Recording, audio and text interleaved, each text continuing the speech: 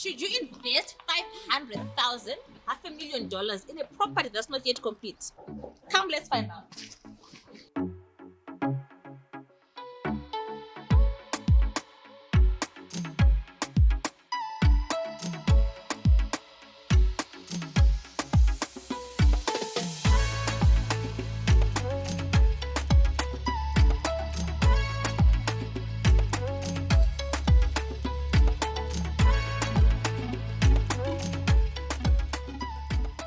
Hey guys, welcome to my channel. Today we are in Greystone Park, where we have these beautiful units that are being sold off plan.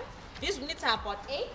So this side, as you can see, we have already started building. These are 2 units, and then we've got this side where we have units that are almost complete. So let's take a look at what $500,000 can get you in Zimbabwe. Okay.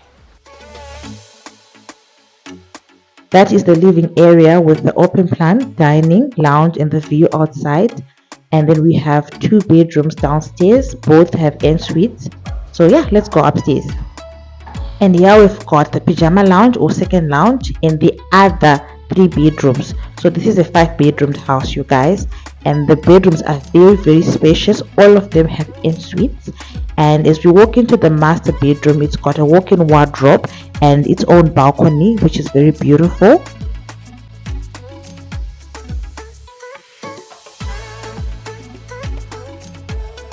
And lastly, we've got a double lock-up garage downstairs.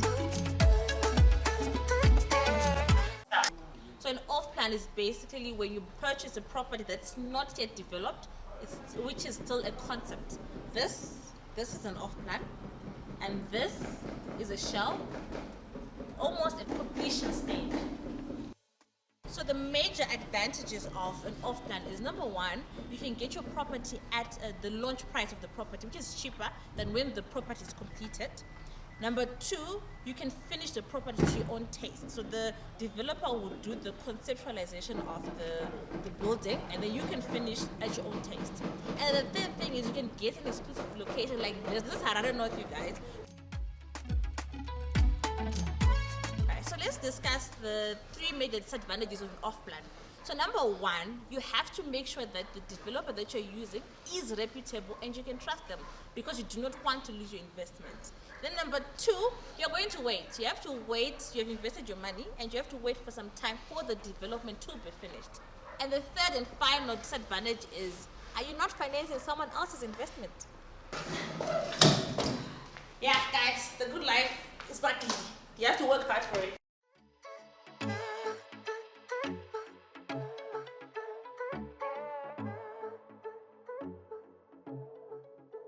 We want to look at the other factors to consider when investing in a property besides it being a stand, an off-plan, or a complete house.